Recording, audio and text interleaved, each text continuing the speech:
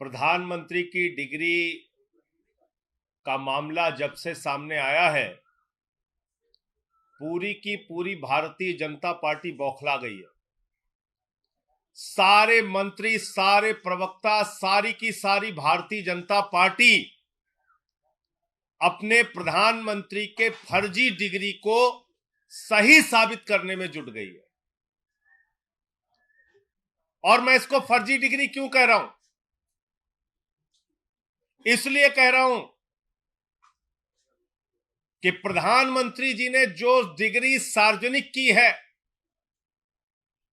प्रधानमंत्री जी की जो डिग्री गृह मंत्री अमित शाह जी के द्वारा प्रेस कॉन्फ्रेंस में दिखाई गई है, वो डिग्री अपने आप में कई सवाल खड़े करती है। अभी सिलसिलेवार करके मैं आपके सामने बताऊंगा। लेकिन एक बात बहुत स्पष्ट है कि भारत के चुनाव आयोग का नियम यह कहता है कि अगर आप अपनी संपत्ति के बारे में कोई गलत जानकारी देते हैं, अगर आप अपनी डिग्री के बारे में कोई जानकारी गलत देते हैं, तो आपकी सदस्यता रद्द हो सकती है। यानी भारत के प्रधानमंत्री की डिग्री जांच करा ली जाए, वो फर्जी निकलती है, तो मोदी जी की सदस्यता पूरी तरीके से रद्द हो जाएगी। वो न सांसद बचेंगे, न चुनाव लड़ने के योग्य बचेंगे, क्योंकि एक बहुत बड़ा फर्जीवाड़ा है भारत के प्रधानमंत्री की ओर से। तो इसलिए अब मैं आपको सिलसिलेवार करके बताऊंगा कि इनकी डिग्री फर्जी कैसे। नंबर एक, ये वो डिग्री है जो गृह मंत्री अमित शाह ने प्रेस कॉन्फ्रेंस करके दिखाई थी और कहा था कि प्रधानमंत्री की मास्टर डिग्री ये है। गुजरात विश्वविद्यालय से उन्होंने मास्टर ऑफ आर्ट्स किया है। अब इस डिग्री में देखिए आप, नकल के लिए भी अकल चाहिए होती है, लेकिन इस नकल में अकल का इस्तेमाल नहीं किया गया।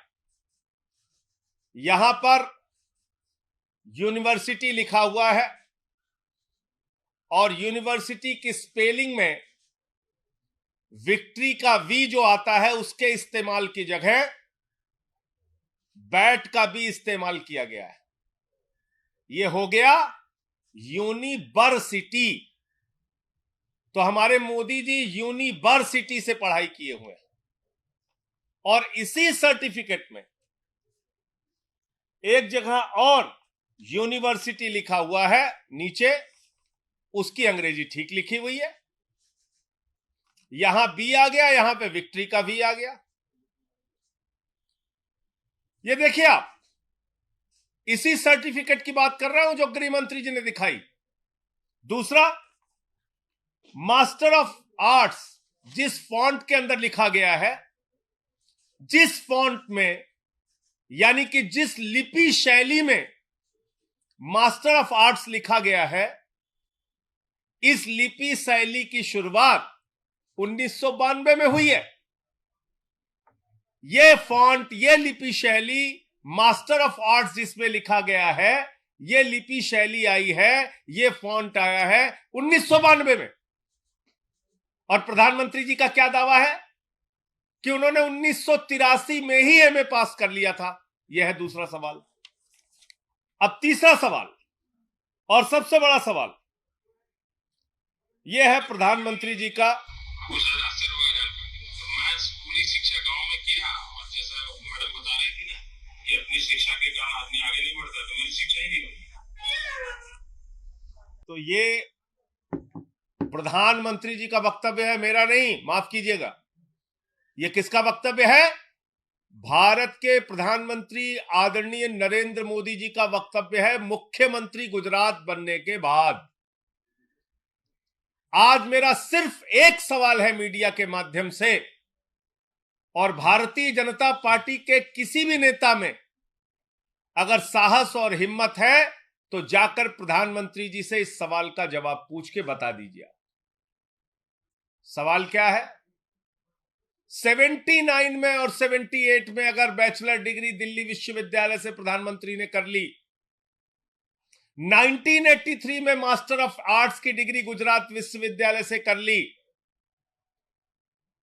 अगर आपकी 1989 में बीए की डिग्री हो गई, 1983 में एमए की डिग्री हो गई, तो भैया प्रधानमंत्री जी देश के सामने इस बात का खुलासा कर दीजिए कि फिर 2005-6 के दौरान या मुख्यमंत्री बनने के बाद का ये जब का भी भाषण है, आपने क्यों एक टीचर को संबोधित करते हुए कहा कि आपकी कोई शिक्षा दीक्षा नहीं है, स्कूली शिक्षा के आगे आप नहीं पढ़े।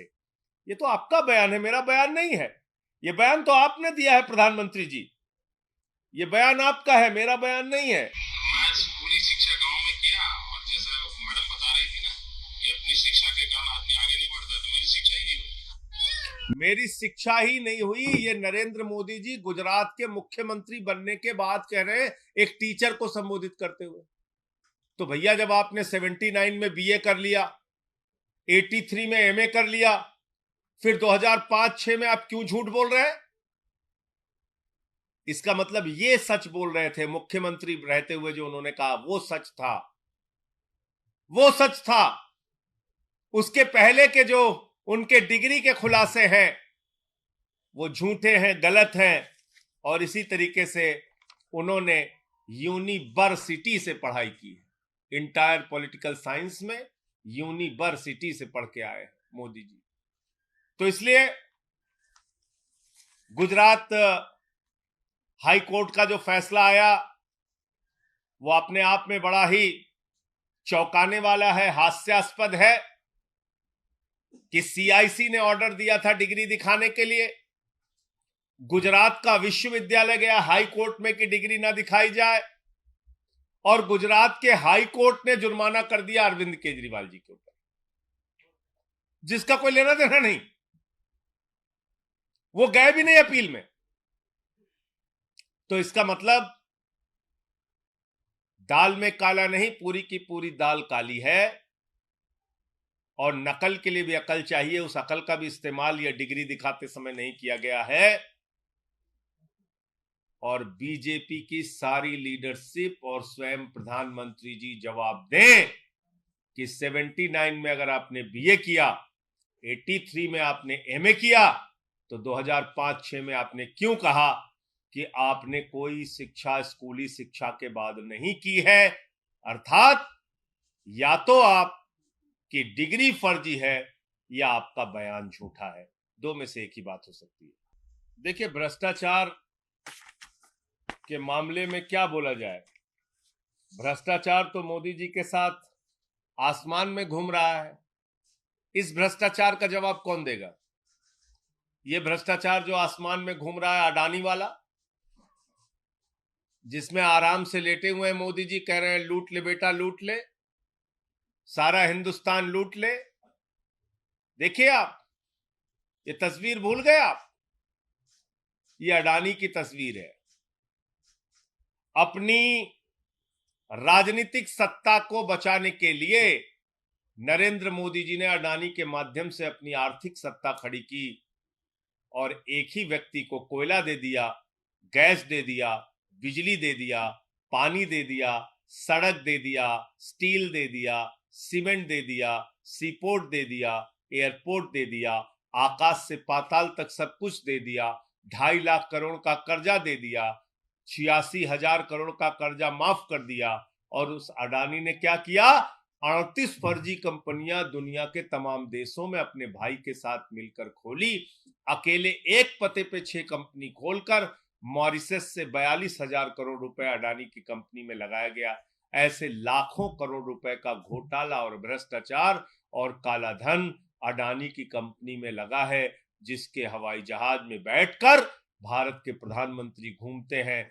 आज तक इस घोटाले पर जेपीसी क्यों नहीं बनी? सारी की सारी पार्लियामेंट की पार्टियां एक स्वर में मांग कर रही हैं, जेपीसी बनाओ, जांच तो कराओ। जांच नहीं कराते, क्योंकि घोटाले में भारत के प्रधानमंत्री और भारत की सरकार सर से पांव तक डूबी हुई है। यह है सच्चाई। आप अभी इस प्रेस कॉन्फ्रेंस में जानकारी दे रहे हैं, मुझे इस पूरे घटना की जानकारी नहीं है, लेकिन मेरा अपना ये मानना है, नफरत की राजनीति, दंगे फसाद की राजनीति, गुंडागर्दी की राजनीति, समाज को तोड़ने की राजनीति इस देश को विखंडित करेगी और ऐसा करने वाले के खिलाफ सख्त से सख्त सजा होनी चाहिए। पश्चिम बंगाल और बिहार में कुछ जगह हिंसा हुई है, उस हिंसा की कुछ तस्वीरें हम लोगों ने देखी। पहली बात तो भगवान श्री राम की मर्यादा के विपरीत, उनका जो जीवन चरित्र था उसके विपरीत जाकर अगर हम रामनवमी के जुलूस में राष्ट्रपिता महात्मा गांधी के हत्यारे गोडसे की फोटो लेके घूमेंगे तो फिर ये बहुत बड़ा सवाल है हमारी व्यवस्था के ऊपर कि आखिर राष्ट्रपिता महात्मा गांधी के हत्यारे की तस्वीर का, गोडसे की तस्वीर का रामनवमी के जुलूस से क्या लेना देना है? क्या प्रभु श्री राम ने यही हमें सिखाया है? यही उनकी मर्यादा, यही उनका आदर्श है? रामचरितमानस से हमें यही शिक्षा मिलती है जो रामचरितमानस कहता है, सब नर करहि परस्पर प्रीति, यानी कि सारे लोग आपस में प्रेम भाव से रहें। तो हम किस ओर बढ़ रहे हैं? क्या संदेश देना चाहते हैं? हिंसा करने वाले हिंदू धर्म के हों या मुसलमान धर्म के, किसी भी धर्म के व्यक्ति हो, किसी भी राज्य की हिंसा हो, उसके खिलाफ सख्त से सख्त कार्रवाई होनी चाहिए। और अभी तो सुप्रीम कोर्ट तक ने कह दिया, नफरत फैलाने वालों के खिलाफ जो लोग कार्रवाई नहीं करते, नफरत की भाषा बोलने वालों के खिलाफ जो कार्रवाई नहीं करती, वो सरकारें नपुंसक सरकार है। ये तो सुप्रीम कोर्ट की टिप्पणी आ गई है। अब तो मोदी जी को और बीजेपी वालों को शर्म करनी चाहिए। नफरत की बुनियाद पे देश आगे नहीं बढ़ेगा, मोहब्बत की बुनियाद पे आगे बढ़ेगा।